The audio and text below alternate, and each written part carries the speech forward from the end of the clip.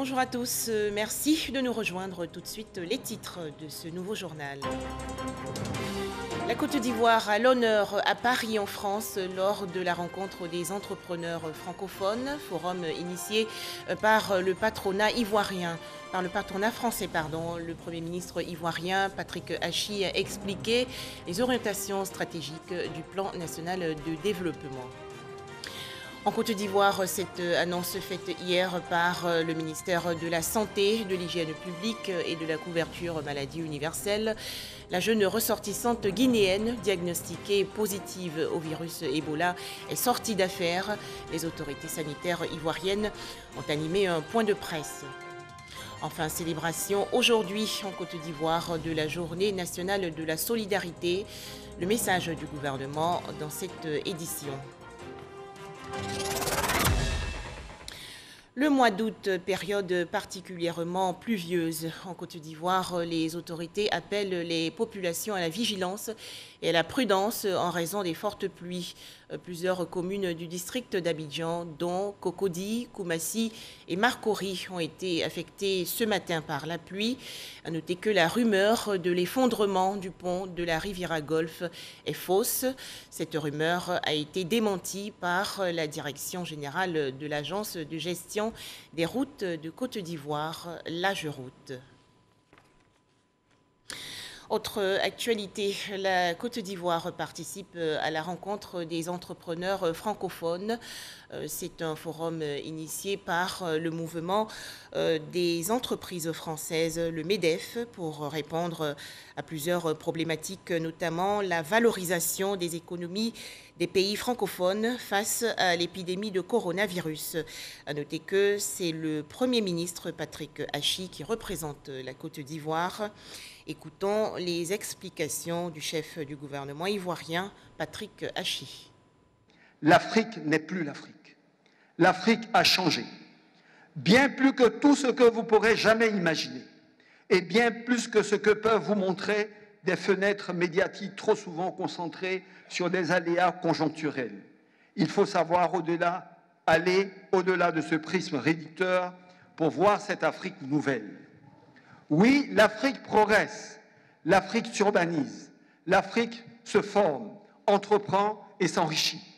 L'Afrique se digitalise et s'industrialise. L'Afrique s'affirme et prend conscience de son potentiel immense comme de ses défis extraordinaires. Elle acquiert une fierté commune, celle d'une terre de civilisation qui a faim de conquêtes positives. L'Afrique, qui sera demain le cœur et le poumon du monde francophone, constitue ainsi un vivier extraordinaire de croissance. C'est le dernier continent où des investissements massifs dans les infrastructures, les services publics, les réseaux technologiques et le capital humain vont s'opérer.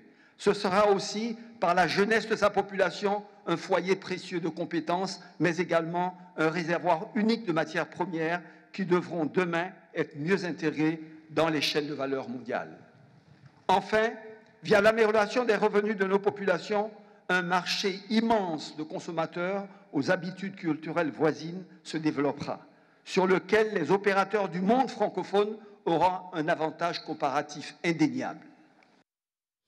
Retour en Côte d'Ivoire. Comment formaliser votre entreprise? Question au centre d'une rencontre organisée du 23 août au 3 septembre prochain par le Bureau international du travail en collaboration avec la Confédération générale des entreprises de Côte d'Ivoire. Les travaux se déroulent dans les locaux de la CGC dans la commune du Plateau. Objectif, permettre aux petites et moyennes entreprises de mieux s'organiser et d'évoluer dans le domaine formel. Le point avec Ange Afoué et Franck Quadio. Cette formation a pour objectif de mettre à disposition des entreprises des formateurs locaux en lieu et place d'experts venus de l'étranger. C'est une formation qui est apprenante, mais qui est surtout orientée vers les entreprises. On considère à la CGECI que l'accompagnement des entreprises ne se fait pas uniquement que dans le plaidoyer, mais uniquement dans leur compétitivité.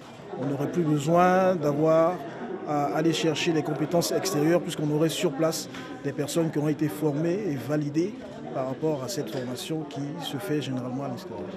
17 formateurs du réseau Gérer mieux votre entreprise de la Confédération générale des entreprises de Côte d'Ivoire et de l'agence Emploi Jeunes vont bénéficier de cette formation.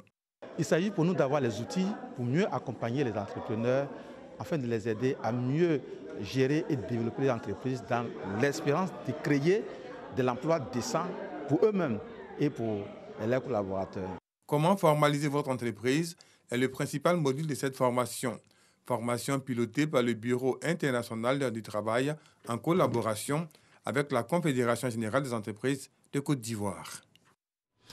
Toujours en Côte d'Ivoire, cette annonce faite hier par le ministère de la Santé, de l'Hygiène publique et de la couverture maladie universelle. La jeune ressortissante guinéenne arrivée dans le pays le 11 août dernier est diagnostiquée positive au virus Ebola et guérie.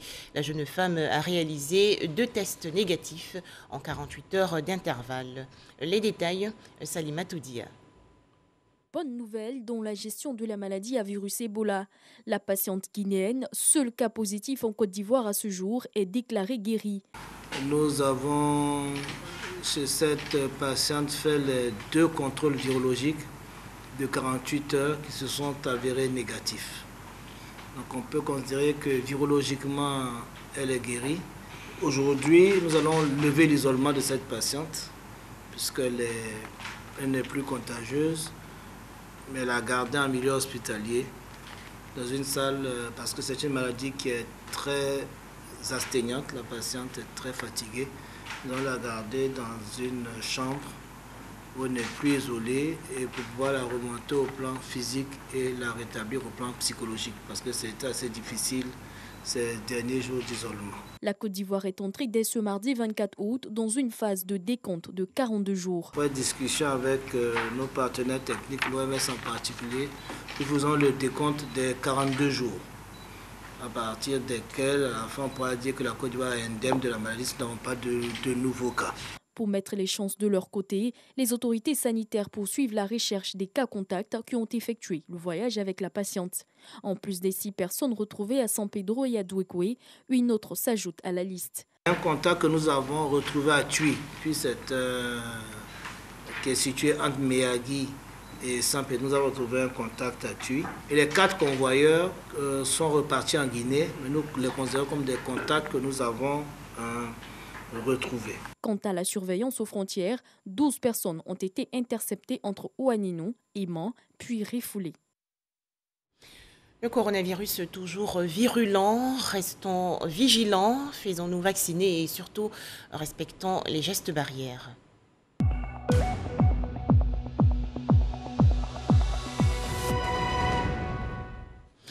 Les chiffres concernant la Côte d'Ivoire, 57 nouveaux cas de coronavirus ont été enregistrés hier par le ministère de la Santé, de l'Hygiène publique et de la couverture maladie universelle. Le pays comptabilise actuellement 53 787 cas confirmés de coronavirus, 52 701 personnes guéries, 402 décès et 684 cas actifs.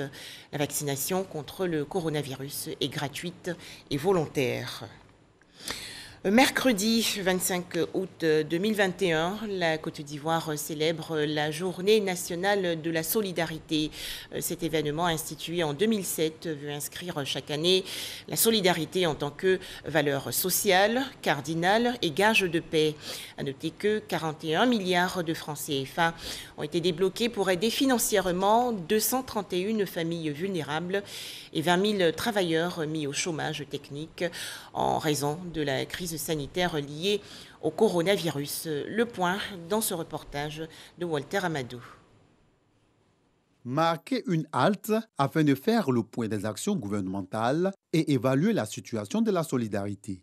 Également, concevoir des idées novatrices et concrètes pour mieux adresser la question au sein des communautés ivoiriennes. C'est tout le sens de l'institution depuis 2007 de la Journée nationale de la solidarité. Le chef de l'État a accordé une place de choix à la question de la solidarité sur les 5 prochaines années, en plaçant le mandat actuel sous le signe de la Côte d'Ivoire solidaire. Il me plaît de saluer les efforts déployés par l'ensemble des membres du gouvernement en vue de sa réalisation. Ainsi, Depuis l'avènement de la crise sanitaire liée à la Covid-19, ce sont 230 924 familles vulnérables, 20 046 travailleurs mis au chômage technique qui ont bénéficié d'une assistance financière, estimée à plus de 41 milliards de nos francs dans le cadre du Fonds spécial de solidarité et de soutien Covid-19. Autour du Fonds national de solidarité, on peut citer entre autres actions menées depuis le mois d'avril dernier à ce jour, la compassion et l'assistance financière en vive et en non-vive à 150 familles victimes de tornades, une cinquantaine de familles dont les membres ont été blessés ou ont perdu la vie dans les accidents de la circulation. Toutes ces actions attestent de la volonté du gouvernement d'œuvrer sans relâche à réduire les poches de vulnérabilité partout dans le pays. La ministre Miss Belmondo annonce que le 6 septembre prochain, la ville de San Pedro va abriter la célébration officielle de la Journée nationale de la solidarité. Le choix de la ville de San Pedro revêt ici une importance capitale dans la mesure où, cette année, cette cité cosmopolite et les localités environnantes ont été l'épicentre des pluies diluviennes qui ont occasionné de nombreux dégâts matériels et des pertes en vie humaine. Cette année, le ministère de la Solidarité et de la lutte contre la pauvreté a choisi pour thème la solidarité, valeur nationale pour une Côte d'Ivoire unie.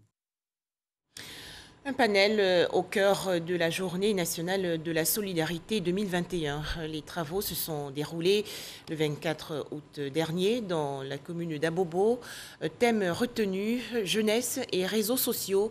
Quelle contribution pour la solidarité et la cohésion nationale en Côte d'Ivoire. C'est une initiative de l'organisation non gouvernementale Change Human's Life. Djeneba Bini et Walter Amadou. Séance de renforcement de capacité pour les membres des associations et ONG qui militent pour la solidarité et la lutte contre la pauvreté. Une activité initiée par l'ONG Change Human's Life et ses partenaires dans le but d'aider ces volontaires à élaborer un plan d'action en vue de la réalisation de leurs projets dans les domaines des réseaux sociaux. À l'occasion de cet événement, les autorités locales et les partenaires vont échanger sur le thème « Jeunesse et réseaux sociaux, quelle contribution pour la solidarité et la cohésion sociale en Côte d'Ivoire ?» Nous nous sommes engagés à travers un projet qui concernait la jeunesse et donner de nouveaux horizons pour permettre à la jeunesse d'Abobo d'avoir un nouveau départ. Et à l'occasion, nous avons renforcé les capacités non seulement des jeunes comme tels, mais également de la société civile locale, ici à Abobo, qui travaille au quotidien avec les jeunes. Notre objectif dans cet événement, c'est de permettre aux différentes organisations de la société civile de comprendre la nécessité même de la solidarité et de faire valoir leurs actions au grand public, de permettre également aux entreprises de valoriser leur responsabilité sociale au niveau des différentes actions qu'elles mènent avec la communauté.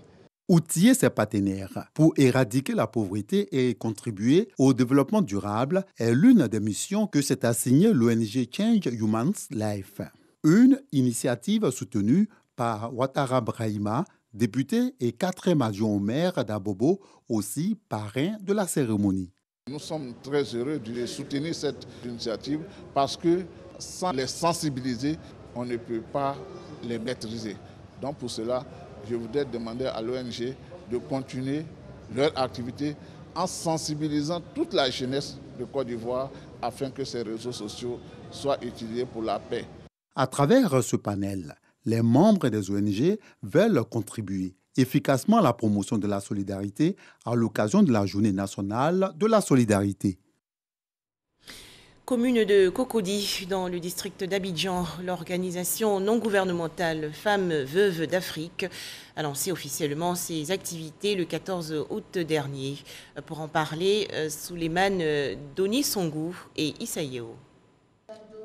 Pour le lancement de ces activités, Oumecherouba Nkechi Emeroua, présidente de l'ONG Femmes Veuves d'Afrique, a présenté à travers une projection vidéo l'organisation non gouvernementale qu'elle dirige depuis 17 ans. L'ONG Femmes Veuves d'Afrique œuvre dans le domaine des veuves des orphelins, qui parle de veuves, parle des orphelins et puis aussi les défavorisés de la société. Nous avons fait une formation au niveau de les veuves pour éclairer, pour sortir ces veuves qui vivent dans l'ignorance, pour comment elles peuvent s'en sortir. Boni Degrou, experte en droits de l'homme et juriste, a animé une communication portant sur les droits de la femme et leurs implications. Être veuve, ce n'est pas la fin du monde. On a perdu un être cher, c'est très important. Mais justement, parce qu'on a perdu un être cher, on doit être personne qui est debout. Parce que désormais, on est à la fois père et mère, oncle et tante. Et donc, on a plusieurs responsabilités. Pour la présidente de l'ONG Femmes Veuves d'Afrique, le travail reste un facteur déterminant d'émancipation des femmes.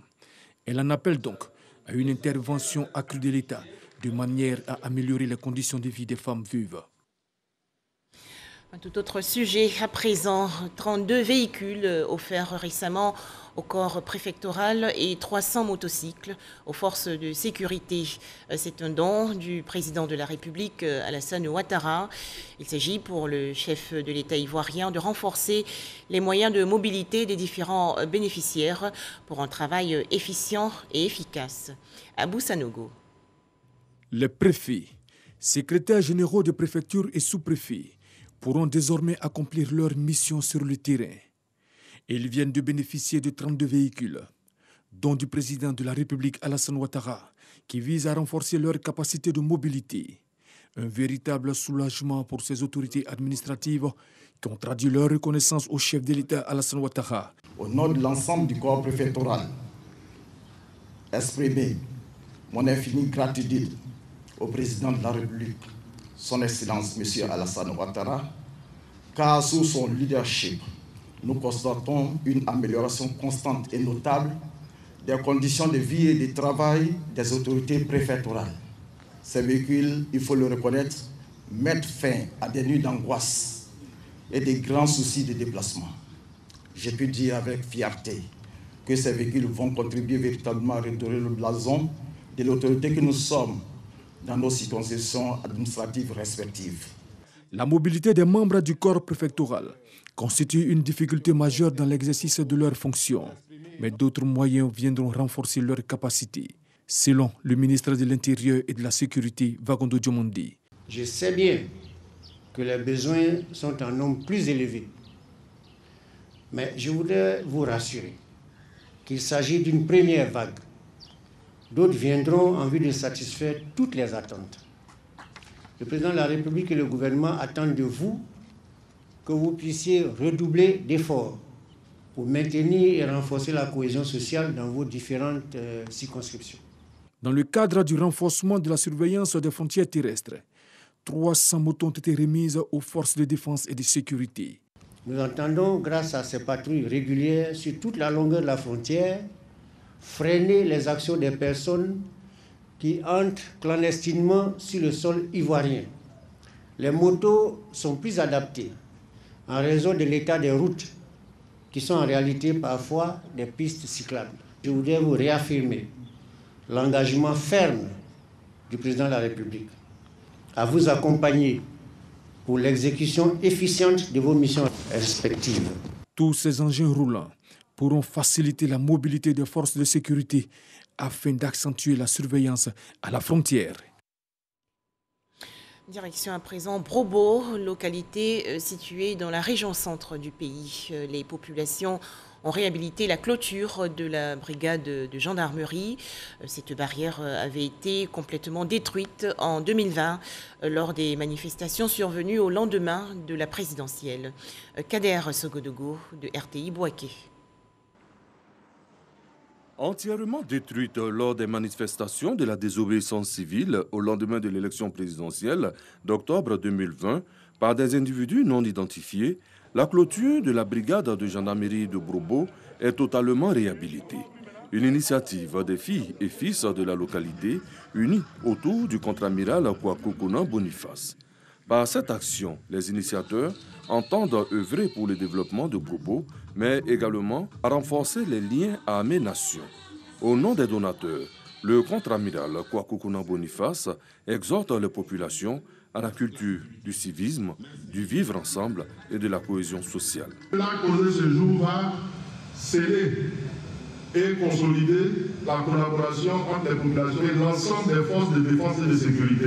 Au cours d'une cérémonie de remise de cette nouvelle clôture, les autorités locales de Brobo condamnent cet acte d'incivisme qui plombe le développement local.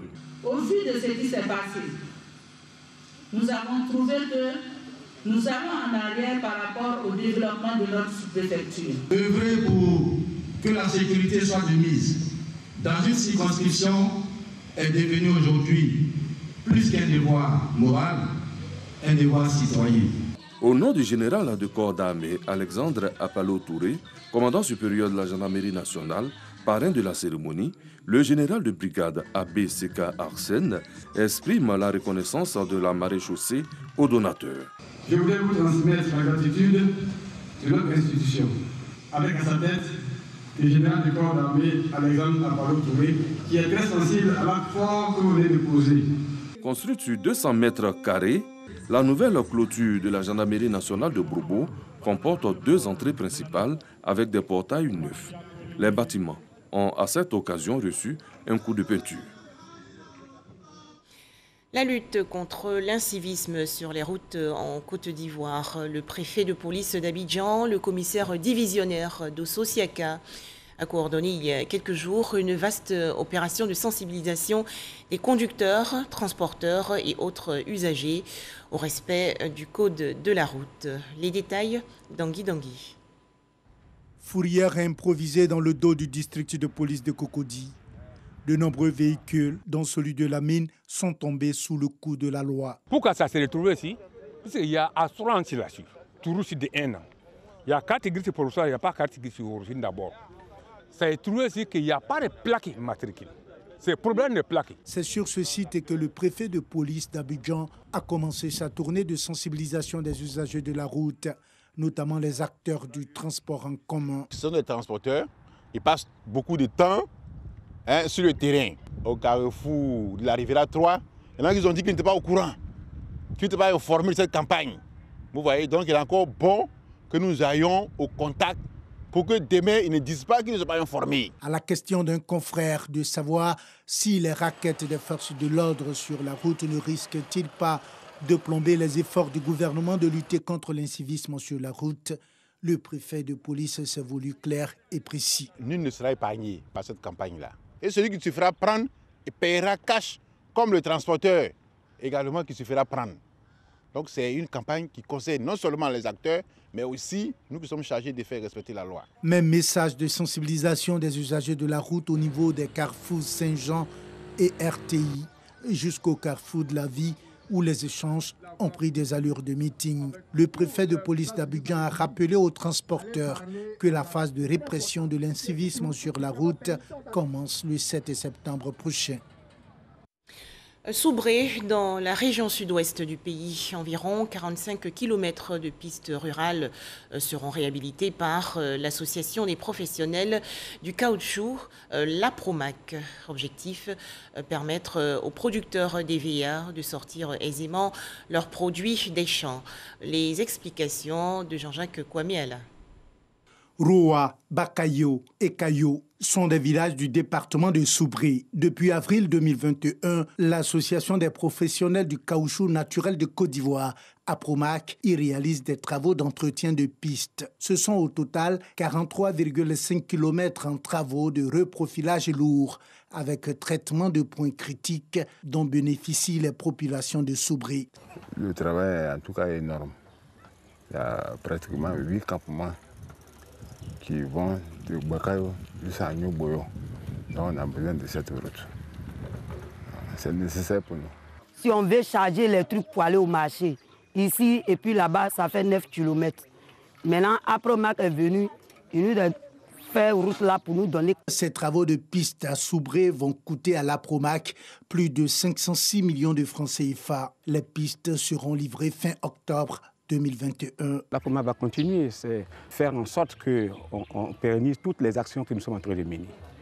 Donc, ce sont des actes pérennes que nous voulons poser.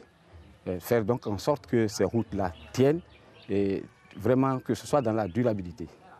En plus du département de Soubré, la filière EVA conduit également des travaux à Gagnoa, Ira et Sassandra. Un total de 120,6 km de pistes d'accès aux plantations d'EVA à réhabiliter pour un montant d'environ 1,670 milliard de francs CFA financés sur fonds propres par la Promac. Bientôt la fin des grandes vacances 2021 en Côte d'Ivoire. Plusieurs activités récréatives pour enfants meublent actuellement cette période. Dans la commune du Plateau, par exemple, les meilleurs écoliers et élèves participent à un camp de vacances.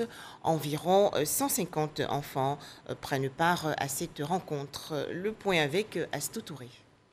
C'est tôt le matin que les enfants, accompagnés de leurs parents, se sont rendus au sein de l'établissement Notre-Dame du Plateau pour célébrer l'ouverture du nouveau camp de vacances.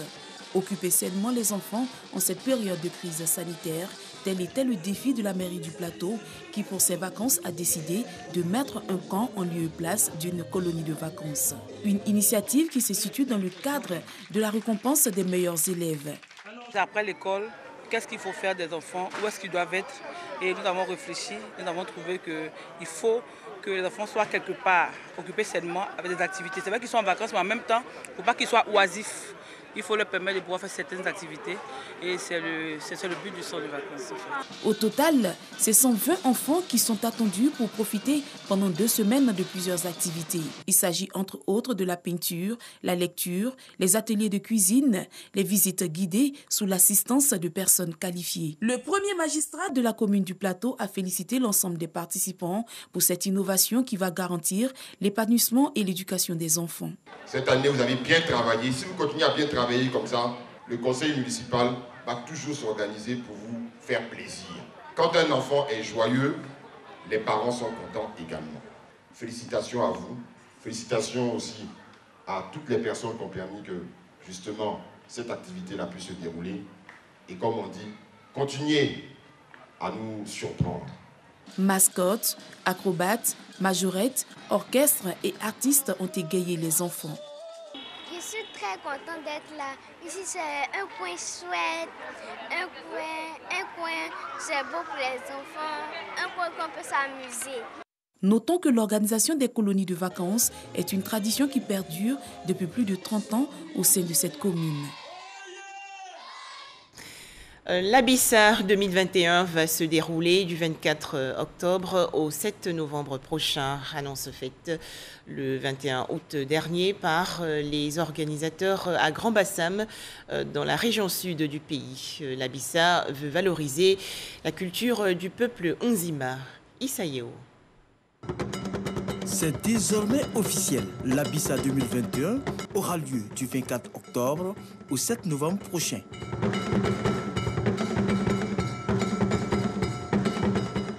L'information a été donnée ce week-end à Grand Bassam au cours d'une cérémonie de lancement. Si l'année dernière, les populations ont eu droit à un Abissa exceptionnel qui s'est déroulé sur un seul jour du fait du coronavirus, cette année, le déroulé normal va se faire tout en respectant les mesures barrières. Le roi nous avait dit qu'il va falloir qu'on s'habitue à vivre avec.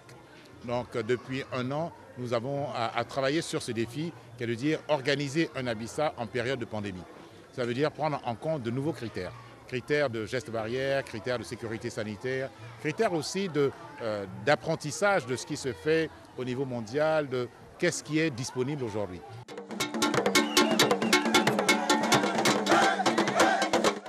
L'Abissa est la valorisation de la culture des Nzima Kotoko. La transmission de cette tradition aux plus jeunes est plus qu'une nécessité pour les aînés. La richesse du peuple Nzima, c'est d'éclairer un événement multiséculaire par un angle nouveau. Et l'angle nouveau, c'est cette préoccupation que nous avons en disant est-ce que nos jeunes, les jeunes du peuple Nzima connaissent les valeurs, connaissent vraiment leurs racines.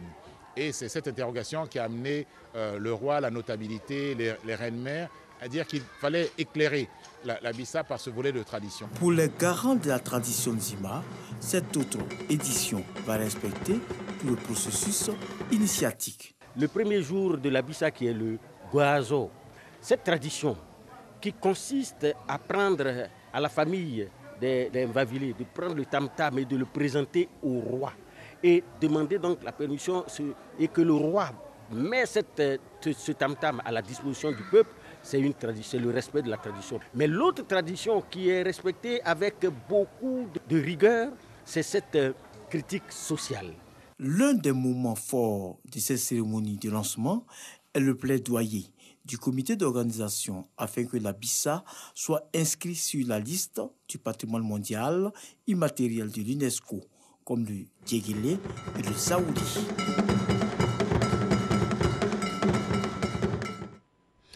La musique ivoirienne endeuillée, l'artiste du coupé décalé Eskeli, de son vrai nom parfait Francis Tareg, est décédé la nuit dernière d'une cirrhose de foie dans une clinique de Bouaké dans la région centre du pays.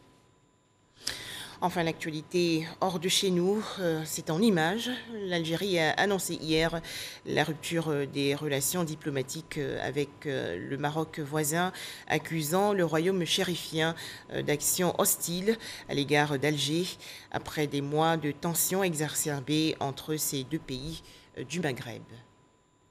C'est la fin de ce journal. Merci de nous avoir suivis.